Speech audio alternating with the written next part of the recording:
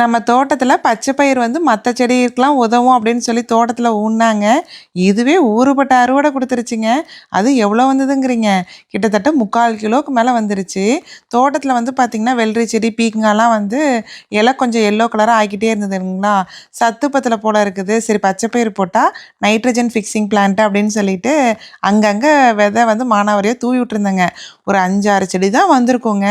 அதுல மட்டும் பாருங்களேன், எவ்வளோ பச்சை பயிர் வந்து அறுவடை பண்ணியிருக்கிறேன்ட்டு. நல்லா காய காய அப்பப்போ சேகரித்து வச்சுட்டே வந்தேங்க.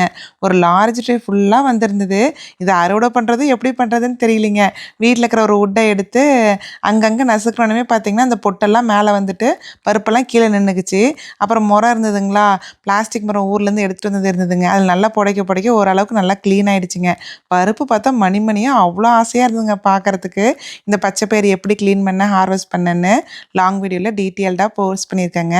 கண்டிப்பாக பாருங்கள்.